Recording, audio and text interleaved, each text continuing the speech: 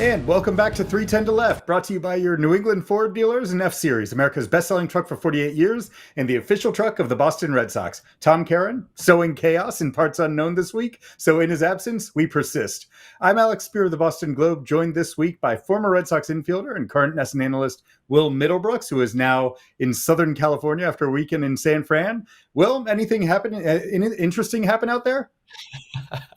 Outside of my amazing off day in Napa, I heard the Giants actually got a decent left-handed DH. But outside of that, Alex, yeah, nothing going on to note. It was, look, let's just get straight to it. That was really awkward. It was odd. It's something I thought I would never see, and that's Rafael Devers in a jersey that didn't say Boston Red Sox on the front. So yeah, like let's digest it, right? Like it was, it begins with the Devers press conference in the dugout, and actually, let's jump to a clip that we have of that. Here's Rafael Devers talking about what it was like starting over with a new organization. When was the last time you were this happy professionally? ¿Cuándo fue la última vez que estuviste contento profesionalmente?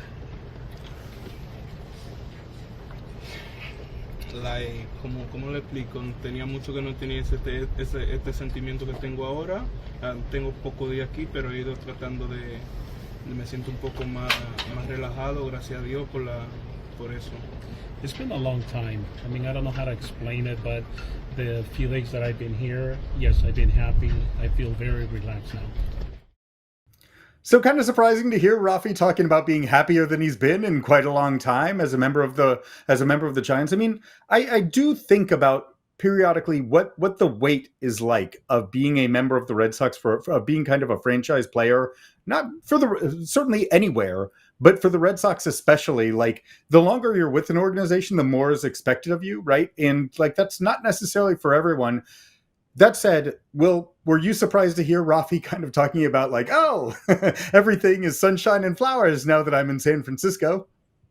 Yeah, so the way I looked at it is like if, your parents get divorced, right? And your dad is in this new marriage and he's so happy and everything's so much better. And all of a sudden, everything he has to say is all the things he didn't do in his past relationship. That's kind of what it felt like. And it was listen, he would still be wearing a Red Sox uniform had he just had that same perspective in Boston. And, all the comments he made about ownership and Breslow and Alex, and if things had just been handled differently, look, do I think it could have been handled smoother? I think communication could have been better from square one. Absolutely, I do. But at some point, you're the player. You're the one making a lot of money to play a game. And I think this is just the root of it all. That's your boss, and they're asking you to do something for the betterment of the team and the organization.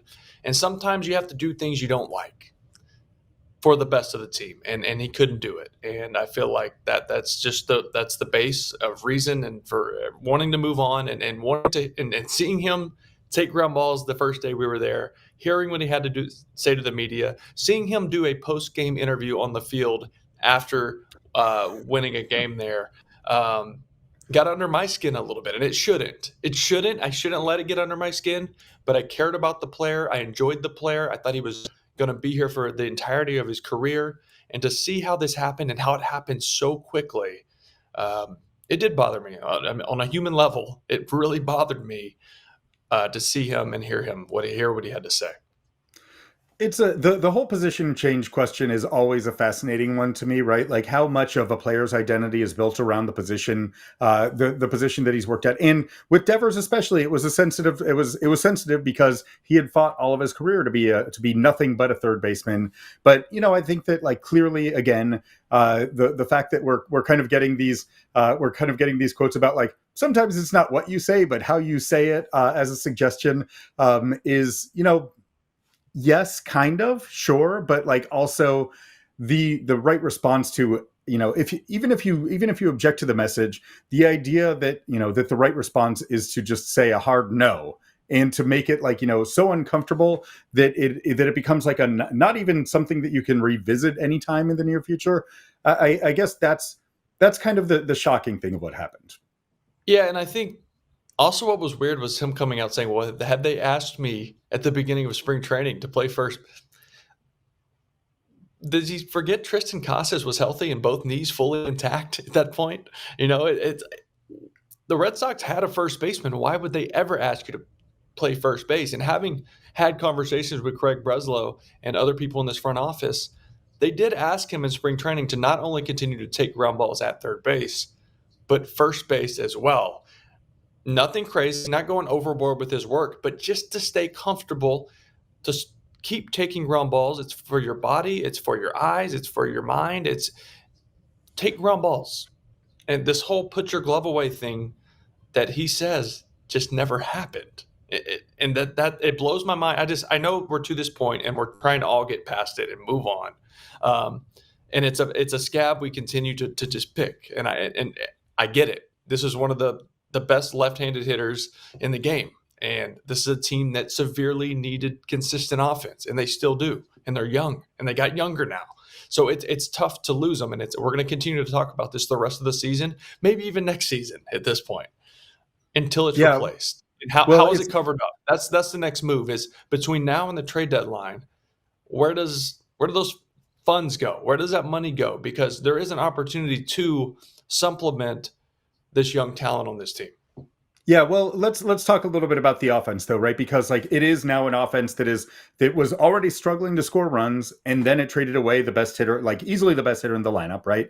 Bregman had obviously been growing great guns before he landed on the injured list, but now it's this kind of opportunistic mix and match lineup where, this is a kind of unrecognizable top half of the batting order when you think about the fact that, that you no longer have Jarren Duran necessarily as the everyday anchor of it, right?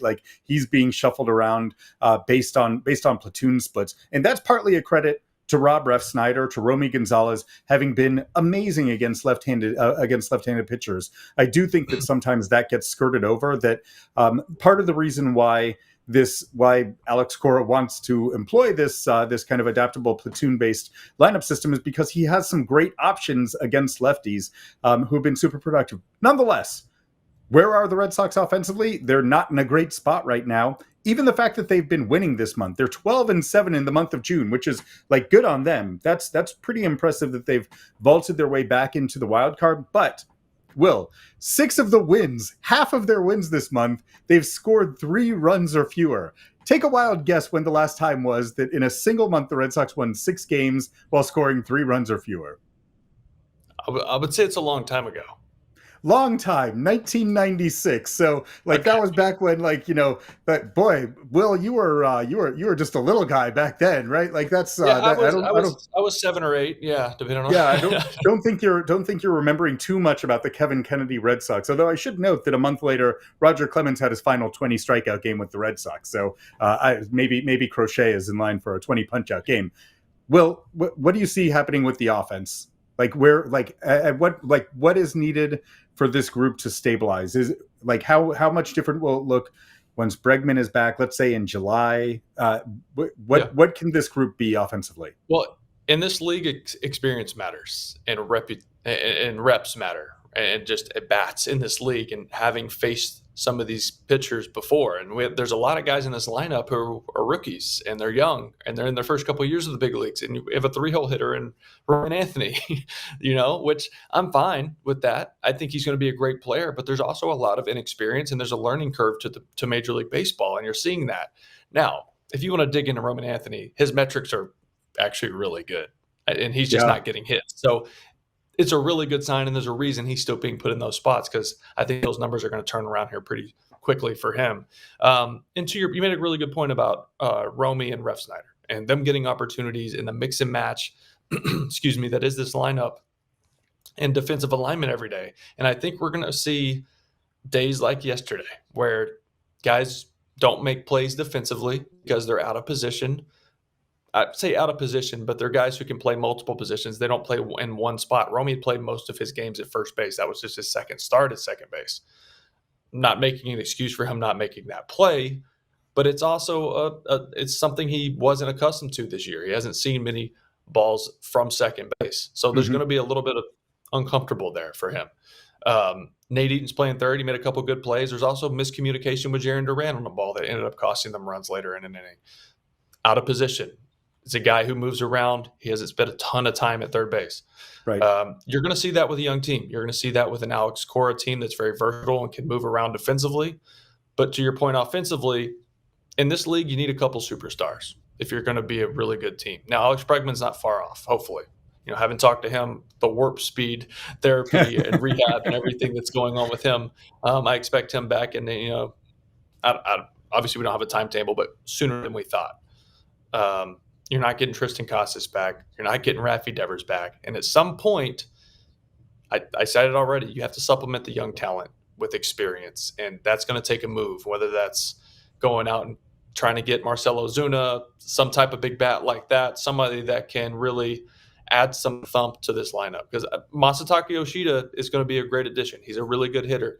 He doesn't add the thump they need. He's a contact guy. He gives them a dimension they don't really have as far as contact skills, but it's not the thumper they need, in my opinion.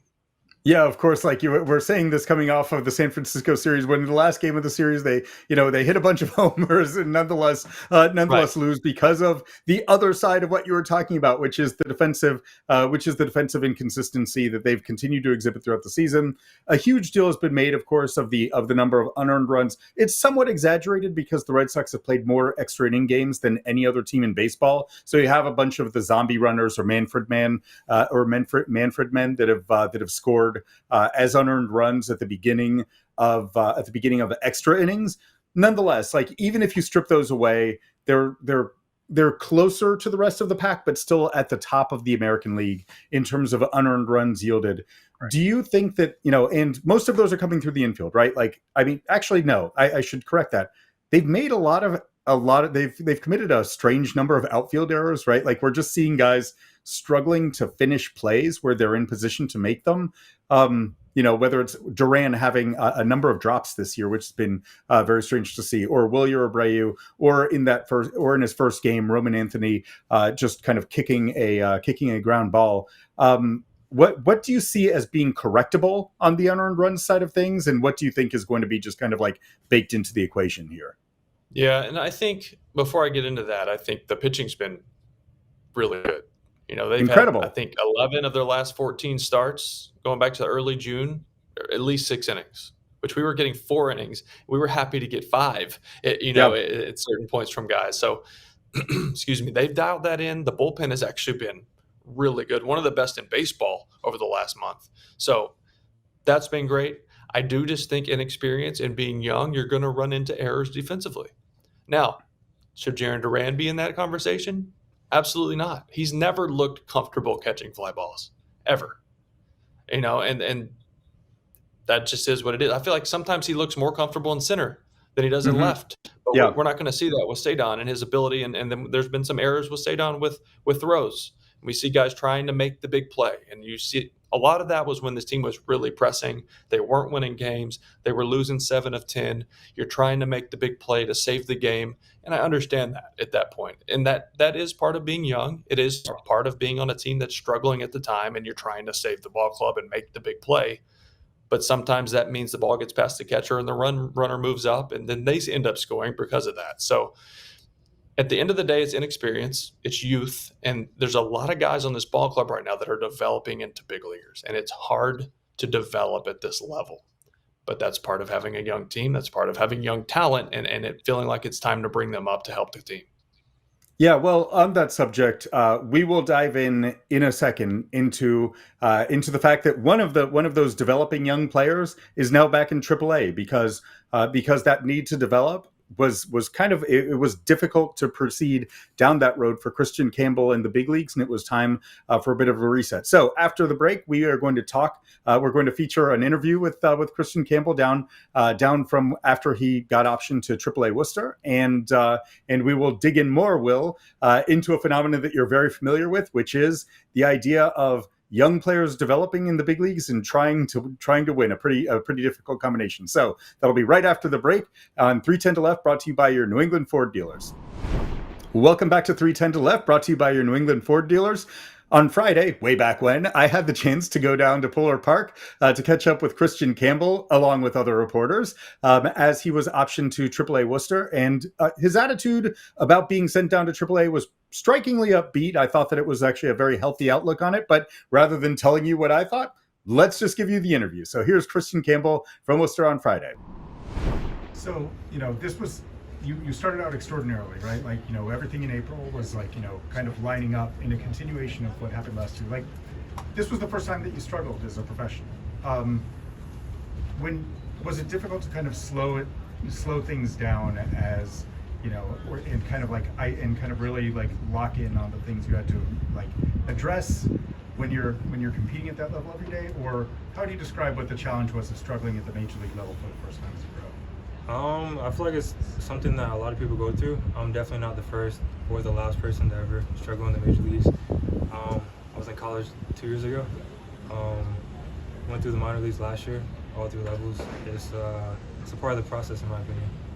And how much better of a player do you think you'll be as you go forward because of that, kind of learning the ups and downs? A lot better. Just learning myself as a baseball player, learning how to play at that level, and just developing as a whole. I think it's gonna help a lot. I feel like you also kind of had a lot thrown at you, very early. You come up to the majors, there's injuries, there's trades, there's all this kind of like positional shuffling happening in the infield. How did you handle all of that? I handled it well. I mean, whatever came my way, I tried to handle it my best, and always be open and try new things at that level. It can be tough sometimes learning on the fly, but I mean that's part of baseball. I mean that's my role, so always try my best at whatever I can do to help the team. Who have you relied on? It's, on the field, off the field, to talk to you about it? Because obviously you go through it day by day. You're living it. A little bit of everybody, coaches here, coaches up in the major league team. Everybody's been super supportive, and talked to my parents about it, talked to everybody about it. Like I said, I'm not the first person to ever go through it. I'm not going to be the last person to ever go through it. So it's really just a part of learning myself and being a professional baseball player. How about Boston? Is it more difficult in Boston because of the expectations that are there? I hold myself accountable wherever I am, but Boston definitely has a higher standard than I imagine in most places, and it's something that I look forward to. Was the conversation about coming back to Worcester, was that something with AC? Was Brez still there? Like who all had that conversation with you? AC and Taboni. Yeah, and what was kind of the message about about this time and about kind of like trying to give you some framework to think about, being safe? Yeah, really just take a deep breath and regather myself. That's really the main thing. I had a really good first month, like you said, in Major League Baseball, and just trying to take in a breath and get back refocused on what I need to get better at, and sharpen up some of my skills and just keep developing, and I'll be ready to go again soon. So take some ground balls. Go ahead, Alex. I had asked you this like a little bit early, like a couple weeks ago, but the struggles started around the same time as the rib cage injury. That wasn't, was that at all something that impacted you, do you think? No. I sat out for a minute, like 3 games, I think, to kind of get that back together. But no, it didn't bother me during this time at all. That cleared up. Yeah. So in terms of the offensive adjustments then that you were focused on, like we also talked about, like kind of obviously getting pounded in with heat, and then and then sliders away. Like, where do you feel like you were in terms of solving what was being thrown at you? For me, it's really just taking it one day at a time, trying not to think too much when I'm in the batter's box. Sometimes you can get to a point where you think a little too much. In the past, I never really thought that much about what people are throwing. I just try to hit the ball as hard as possible. And I'm getting back to that mentality here, so whenever I go back, I have that same mentality. You took some field ground balls here at first base today. Obviously, we saw the mitt. How do you feel at first base, and what can we expect here at Worcester with that position? I feel pretty good at first base. I started it in Boston maybe about 3 weeks ago, and then I took a break for a minute. But I'm back at it again at first base, just learning the position. I'm going to play that position a little bit while I'm here. And just take it one day at a time, which really good. How do you feel about the position just in general, just getting over there? Obviously, a new position you never played before. Mm-hmm. How do you feel about that position? I feel pretty good about it. I'm excited to learn it. They're doing a great job helping me learn it. Both staffs have been. And I'm looking forward to getting some game action in over there. So I'll be ready for it. It's You been a play first whirlwind of today? 5 months for you. What, I mean, you look back on it, you have a chance to breathe and now get back to where you want to be yourself. What kind of things have you learned? And what are the most important things that you've learned as you go about this journey? I'm learning a lot each and every day about yourself. It's really just learning what type of player you are, just learning what you're good at, learning what you're not good at, just learning yourself as a whole.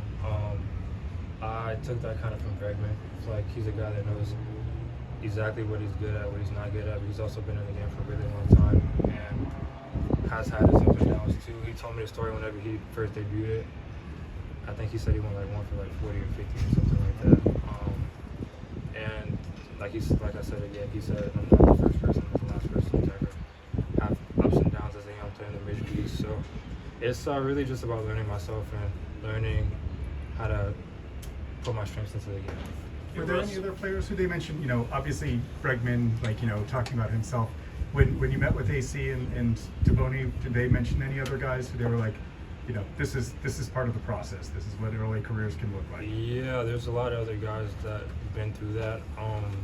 Can't remember any off the top of my head, but a lot of players who are still playing Major League Baseball at a super high level right now went through the same thing when they were younger and when they first debuted. So it's nothing really new. It's just a learning moment, and all I can do is continue to get better, work on my craft, and be ready whenever they want me back.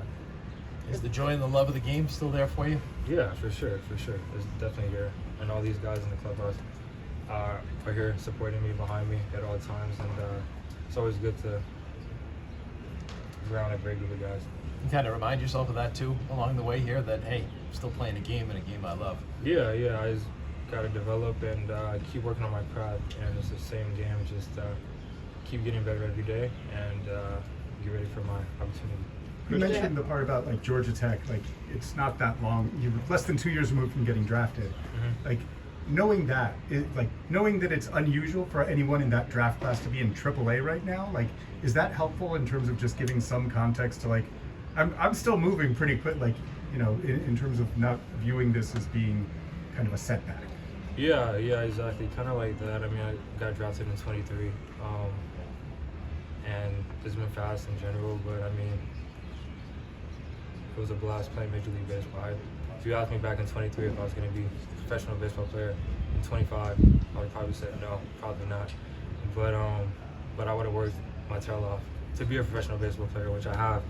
And it's really just part of the process, in my opinion. I mean, it's a blessing, in my opinion, to move that fast. And all the coaches and staff have been behind me this whole time, no matter where I've been at. And they've helped me get to that point. And they want me to be better. So this is just a bump in the road that I can get better, and I'm ready to help the team when I get back. Kristian, you obviously had like a very meteoric rise last year through the organization. You hit really well last year. People are calling you nicknames and Barry Bonds, I believe. But like, how do you get back to being that hitter, do you think? Really just keeping it simple. Go back to the basics of my whole approach. Going back to try to hit the ball hard in the air. And we got a great coaching staff here. That's what we're going to work on. And try to put it into play out here when I get out here and get going. How much motivation is there also because you guys seem to turn a corner the way you're playing on the big league level to get back to be with your team? Yeah, it's a big motivation. We've won, I think, 4 or 5 series straight, and they're looking forward to winning this next one. And it's a big motivation to get back as fast as possible. For sure, I want to get back to that winning team for sure. What do you think some of the biggest challenges learning first base have been and will be, you know, just positionally? Maybe some footwork stuff. Maybe, honestly, just getting game reps. I mean, that's the only way you can get quality game reps is actually playing in the game at that position. And I think that's when I'm going to get my best reps and my best practice, in my opinion. Will you play first base today? Is that where they have you? No. Not today. Most likely next week. Saw the guys taping up your cleats. What was that all about? So, all my stuff's still in California. So they just had these around, and I'm with Adidas.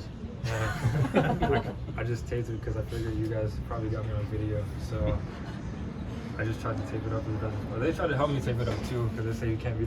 The guys were joking around telling me Blaze Jordan was helping me take these up, but yeah, I'm Adidas guy, so they just had these in the back, and I had to wear them for today. I'm gonna change them. Don't want to get you sponsored. Yeah, exactly. Yeah, exactly. From my perspective, could you clear something up with the whole Devers trade? People were saying that you went to the Red Sox and said, "I want to play first base. I'll play first base," and Rafi came to you and said, "What are you doing?" What happened with that? Take us through that. Yeah, that was false. First off, Rafi never came to me. I never had a problem with it. We were always cool. He's an extremely great player, extremely great person. He's a very kind person and a good teammate. And second, I would say I never went to the Red Sox to play first base. They came to me and asked me if I could play first base because we didn't have one at the time. That's when classes went down.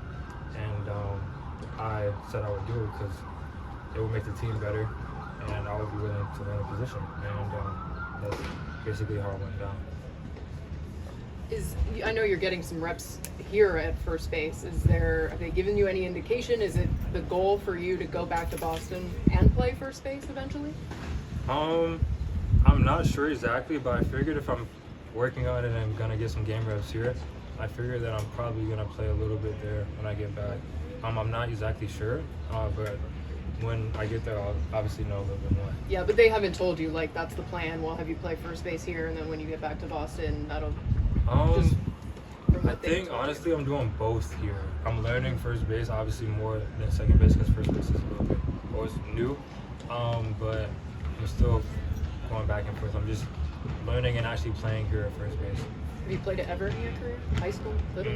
Never? No, never. How is it? It's good. It's good. It's going well so far. You know, just getting used to the glove. It's a little bit different. It's bigger, but just getting used to my footwork, getting used to the transfers and throwing across the infield at different angles. It's going well, so I think it's going to go good. You also play some second. You won't play outfield though, will you here? Yes, center field too. Everything? Yeah, yes, everything. Yeah, a little bit of everything, but main priority I think is going to be first base. So I thought that was actually very impressive on the part of Campbell, being able to put some context around what he had done. He talked about how, I pulled him aside later, he talked about how not only had Bregman told him about his own difficulties at the start of his big league career, the kind of 1 for 34, 2 for 34 that he went through, but you know how the Red Sox, Alex Cora and Paul Taboni, when they told him he was being optioned, said, look, Mike Trout went through this. I don't think that this changes the ceiling of what Kristian Campbell has a chance to be, but it does change, like, you know, this obviously represented the fact that his floor as a big leaguer was not yet where it needed to be for a team that's trying to win and doesn't have a huge margin for error. So yeah, I wonder, Will, like, you know, you've experienced a lot. You experienced a lot as a young Red Sox player who came up at an early stage in your career as a, you know, you were 23 when you were debuted, 1 year older than Campbell. How mind-blowing does it remain that Kristian Campbell, you know, less than 2 years after being drafted, was in the big leagues and trying to figure everything out, trying to adjust his clock for the big leagues at a time when he had so little professional and higher levels experience? Yeah, I mean, if you really think about it and break it down, he really only had 2 years of high-level baseball, and that's outside of high school. So there's development things that have to happen with a player. And look, the natural raw talent that is Kristian Campbell can only carry him so far once you get to the major leagues. And I think we had a front row seat to see exactly why, right? He's a very impressive hitter. He hits the ball the other way really well. Well, big league pitchers started to figure out, all I have to do is pitch him in. And not only does he not hit it well, he can't lay off of it. So as this started to take place and happen and develop, he did start laying off of it more early in counts. So there were clear intentions to change the approach. And he was laying off that pitch earlier in counts. But even when he would get to 2 strikes, they would stay on that pitch, and he just couldn't do a lot with it. And even a lot of his hard contact over the last couple of weeks when he did have it was to right field. Just didn't pull the ball well. And I think in this league, you have to be able to not cover the whole plate with less than 2 strikes, but pick one side or the other and dominate that side of the plate. And I've had conversations with him about going down. I've had conversations with him about how he's being pitched. and it's there, and it's a work in progress. And to your point, Alex, he just hasn't had a lot of high level time to work on this. And when you get to the big leagues, things can really speed up. And I think we saw it defensively. I think they had to make a change defensively. He just simply wasn't a good enough second baseman to this point. I think he would maybe even be more comfortable in the outfield at this point. But there's nowhere to put him in the outfield. Let's be honest. There's players that are better, and then they need to be in that spot. And that's why we see him taking balls at first base, where I think could, in the long run, maybe be really beneficial for him. Yeah, the body type seems like it's a really good one for first base, both in terms of just the length and the opportunity to have like a pretty good catch radius for infielders. His hands like actually work pretty well on grounders, right? Like a lot of the issues were happening with transfer, which is. Yes. That's not really a concern once you get over to first base. But I'm with you, Will. Like there's, as a ball tracker, on balls in the air, like there's also, it's not always going to be the greatest route, but there's a quick enough jump that he builds in time to adjust to ball in flight. So there are components of a guy who can be an adequate major league defender. Right. And there are some components that actually would play beyond that. But it was just a struggle for him to get to that in the big leagues. And you can do one or the other, right? Like if you can stick in the big leagues if you are able to hit your way through some defensive struggles, you'll be given time to adjust. Rafael Devers was a great example of that, right? If you are a great defender, then you are going to buy yourself time for more at bats in order to be able to figure out things out there, right? Like we're seeing some of that right now. Well, we saw it with Jackie Bradley Jr. like at the start of his career. We are seeing some of that now with Marcelo Meyer, where it's like, oh, that guy is a great anchor on an infield that had been struggling to convert out. So, you'll kind of live with some volatility in terms of what's happening with him offensively. Kristian Campbell did not have a foothold on either side of the ball. And so when that happens, it's just a good time to go down and reset. And, you've seen it. How different is it to be able to apply those big league lessons in AAA? You have to be able to do at least one thing really well to be a big leaguer. And you see that sometimes that's David Hamilton on the base pass. And I think that's another reason he's on this team. And honestly, I think they thought, and they do think he's better defensively at second base than Kristian Campbell. I know he had a tough series there, a tough couple plays in San Francisco, but I do think he's a pretty good defender at second base. But he's there mainly because of his speed. And that's the one aspect of his game that is way above average. And you need to have one part of your game that is a reason for you to be a big leaguer. And right now for Kristian Campbell, the athleticism, yes, overall athleticism is great. Like it's very high, but he's got to be able to master something. And I think he's going to be a good hitter. I do, but there's just adjustments going to have to be made because the league has adjusted to him, his approach, his stance, how he is close to the plate. This is all the cat and mouse that is being a big leaguer, and he's got to figure it out.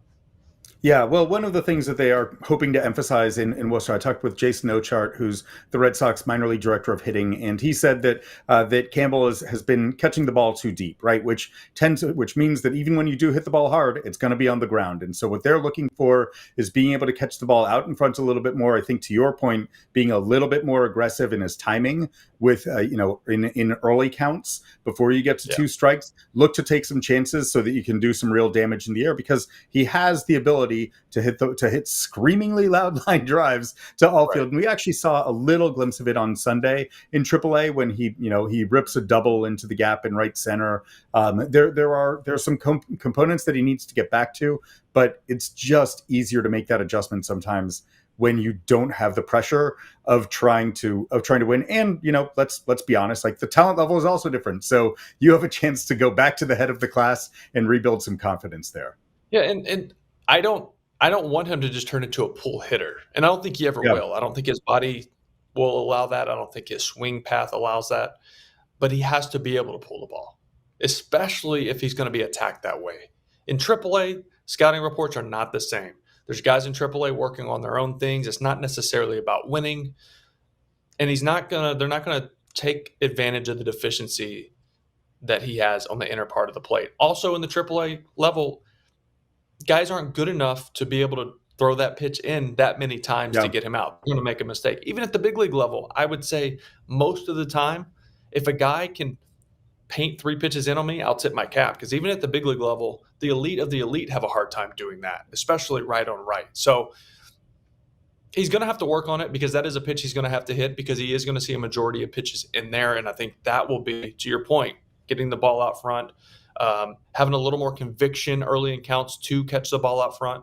And I think a lot of that also comes from the worry of chasing, right? You see a lot of guys late on fastballs a lot and not convicted to fastballs middle in, because they have that little thought in the back of their head that maybe this is a slider and I don't want to look dumb when I corkscrew myself into the ground. And then that comes back to just recognizing out of the hand, picking up spin, things like that. All things as a young player you have to work on. Yeah, it's funny because once that one hole springs up, I always think of it as kind of being like one of those Looney Tunes like moments where you plug one dam, like one hole of the dam, and then a different different one springs up. Like that's kind of, I mean, that's the cat and mouse game, and it's hard at the major league level. I can't do it. I couldn't hit at the Babe Ruth level, let alone anything approximating this. So it's okay for there to be a reset. I saw this, and you saw this in 2014 with an incredible group of young talents. You were part of it.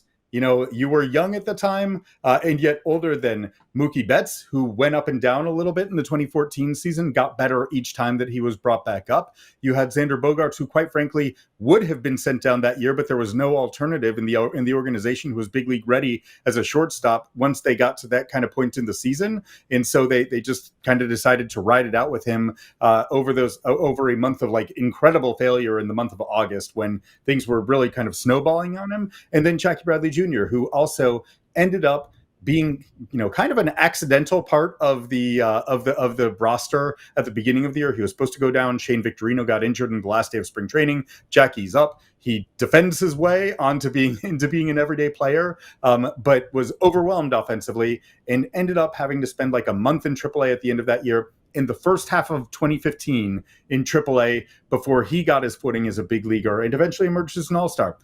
Will, tell me about what it's like to be part of a young group, not just in 2012, you were the one young player on that roster. In 2014, you were part of a group of young players trying to get that toehold. Like how difficult is it to be part of a young group that's asked to like carry an offense? Well, there's some places it's easier than others, and Boston is not the easiest, where you're coming off a World Series win. Expectations are on the moon. At the time, at the beginning of the season, you still have a very veteran group. And a lot of that team was still together. And obviously everyone thinks, they're going to repeat, right? That's just how. Yeah. And there's a lot of expectations. And you get to a certain point where the team trades players, big name players, and all of a sudden you look up halfway through the season and to your point, it's a very young team. And as you know, there's a very thin line, and it's a balancing act of bringing guys up that you think are ready and continuing to give them rope and slack to develop them at the big league level. But you also get to the point where you say, is this hurting their confidence as a baseball player and as a human being? And if it's getting to that point, I think that is where you have to move these guys back down to the minor leagues to get work. Where there's less stress, there's less eyes on you, there's less pressure, and you can get your work in and think clearly and not worry about failure as much. Because at the big league level, to your point, you saw it early on with all the guys you mentioned. Bogey came up and was a big part of our 2013 team, but he went through tough times. Jackie went through tough times. Mookie, all these guys, because the big league is the pinnacle of the sport. It's the best 700. Whatever it is now, 780 players in the world. And there's a reason for that, because everyone is that good. I mean, it's if you have any deficiency at all, they will just pile on until you make an adjustment. And Boston's a really tough place to do that for a young player. I think that's what's special about Marcelo Meyer. I think obviously he can lean on his defensive side of his game to help him with his confidence, to know I'm still helping this team win ball games. Roman Anthony, that was one of I think maybe the only time I've ever seen a 2 for 25 or whatever it was. And in my head, I'm going, there's not 1 ounce of worry about this player, because of his confidence and because of how he looks at the plate, how his at-bats are going. So it's not necessarily always about the back of the baseball card at the time, the stat line. In this era, we have the ability and access to look at deeper dive metrics and how hard he's hitting the ball, expected WOBA, like all this stuff that can really give you a story on a player outside of just what you see on the TV screen. And with Kristian Campbell, if you went under the hood and peeled back the layers, it told you, okay, there's major issues here. There's lack of hard contact. There's a lot of swing and miss. And it all took a dive very quickly as he started to show who he was at the time, and the rest of the league adapted, and he didn't. I think we're seeing some growth and adjustments from the other young players and some underlying metrics that show that they're still really doing well, and the numbers just aren't there yet. One of the interesting things with Campbell's development, you bring up a good point about the league adjusting to him. He was never at a level long enough for the league to adjust to him last year, right? So like that's one of the tricky parts of someone kind of riding the lightning to get through an entire farm system. He's in Greenville for like a month and a half. He's in Portland for about a month and like we're not talking about lengthy intervals at any given level where you're going to have to start making the adjustment. And in the minors, guys are cycling through so quickly anyway. And as you point out, there's also a talent gap. So the minor league track just doesn't prepare you for the punch in the face that gets landed at the big league level. And like we're talking, I like talking about that 2014 group. I learned a lot from it. Obviously, I wrote a book that had that emphasized heavily that time in 2014, because like you think about it, like Jackie Bradley Jr. had rented an apartment that year with his wife in Pawtucket because he thought he was going to AAA for the year. And so every day after every offer, he was driving back and forth from Boston to Pawtucket, wearing the failure in silence on those long car rides. Mookie Betts was, that was a hard group of veterans that was very hard on young players, even that had the right intentions, and Mookie was relieved when he got optioned. There was this one story when he got optioned back down from Houston when the veterans had been kind of crummy to him, and he got to Pawtucket. He drops his bags and he says, "I'm back," and he felt great about being back in AAA. Imagine that. It's a real and thing. Xander had a moment in that season where he struck out in a game in Tampa Bay in, I want to say, July, and he took off his helmet and his batting gloves and puts his bat down in the batter's box. And it was only the second out of the inning. And, it is so hard to fail at the big league level. It is such, we talk about it as a mental grind. What was your this is struggling in the big leagues is really hard moment? Oh man, 2012 went pretty smooly for me outside of, getting hit by a pitch and breaking my wrist. But I was clearly on survival mode, right? And that was a very veteran team before they traded, Adrian Gonzalez and Carl Crawford and all those guys. But 2013 had a little extra pressure, obviously. I mean, in spring training, we all got around and told each other we're going to win the whole thing. So that adds a little bit of pressure to a young player in his second year in the big leagues. And then obviously the marathon bombing and all that adds even more pressure from a city, and we feel like we're trying to get that done for them. But really, I feel like the league really adjusted to me in my second year in the big leagues. And I had to learn how to watch video. I had to learn how to really dig into scouting reports. And we didn't have as much information, not nearly as much information as these guys have now, which I think also could benefit a lot of players, not having as much to sift through on a daily basis, because it's an overload. And the way they look at it now is you're better off to have too much than not enough. And I understand that it's a different age, different era. But I was getting it given to me on a daily basis there for a month and a half or so, and I got sent down to AAA in the middle of a season in which I felt like I was a very big part of the team. I was a starting third baseman. I was hitting fifth or sixth most of the time in that lineup until I started to struggle. And I had a hard time adjusting, just like Kristian Campbell. And I went down to AAA for a month and a half, and came back and finished the season really strong. And I went down with, the things it was fastballs into me and sliders away. And I had to work on my approach. It wasn't necessarily my swing or my bat path. All that was fine. It was my decision making, my swing decisions. And I had to learn how to be stronger with my approach, because when I first got to the big leagues, I had a good approach. I developed it with my hitting coach, Dave Joppy, in Portland, Maine, is when I really got. So I really built an approach, and I had my best season, hit over 300, at 20-plus homers. I got called up to AAA for the last month. I struggled in AAA. Then I started in AAA in 2012, and I had that approach, and I crushed it for a month. I got called up to the big leagues, had a great year. And then I got a little bit, not necessarily away from it, but the league figured out my approach. And instead of adjusting my approach, I just tried to stick with what I thought, okay, well, this works. I'm going to stick with it. Instead of the cat and mouse of like, okay, they made a change. Now I have to make a change. So I had to go down to AAA and really work on at bat to at bat, even within at bat, changes to my approach and my plan at the plate, instead of just being like, this is my thing, I'm sticking to it, and just being moldable within an at bat. I think that was the biggest thing for me. Yeah, well, it'll be really interesting to see how Kristian Campbell takes to this time and back in AAA, whether or not he's able to tap back into the strengths, but also maybe to, like, you aren't going to cover all of the weaknesses that are exposed, but to your point, like if you're able to narrow them and, and kind of eliminate one of the areas where you're vulnerable and, and turn one of them into a strength, then you're in a much better spot. We'll talk more about where the Red Sox are. Obviously, there's still a hard lean into youth moving forward. There's an interesting push happening right now as the Red Sox, continue their West Coast swing. One game over 500 as they arrive in Anaheim. And Will Middlebrooks and I will talk right after this.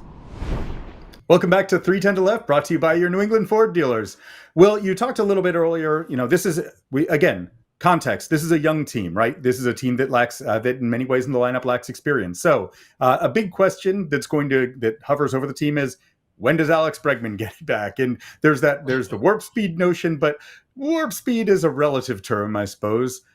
We've heard that there's hope that, on Bregman's part of getting back in the first half. Do you think that that's kind of a best case scenario of the days before the All-Star break, or maybe a week or so out from the All-Star break?